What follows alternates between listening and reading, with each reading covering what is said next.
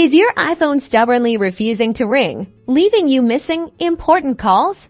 Don't panic, because in the next 90 seconds, we'll walk through simple steps to diagnose and fix this frustrating problem first. Make sure your volume is actually up. Use the volume buttons on the side of your iPhone to increase the ringer volume, while on the home screen look for the volume indicator to appear. Next, check the silent switch on the left side of your iPhone if it's pushed towards the back, showing an orange indicator. That means silent mode is on. Flip the switch towards the screen to disable silent mode. Now, swipe down from the top right corner of your screen to open the control center and ensure that focus mode isn't enabled. Focus, including do not disturb, silences incoming calls. Tap the focus icon to turn it off if it's highlighted.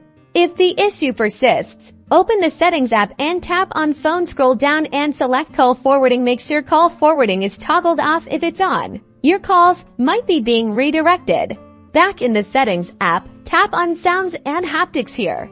Ensure that the ringer and alerts volume slider is turned up. Also, check your ringtone selection and make sure you have a ringtone selected and not set to none. Finally, go back to the main settings menu, scroll down and tap Accessibility, then touch and ensure Prevent Lock to End Call is turned off. In some instances, this can cause call issues.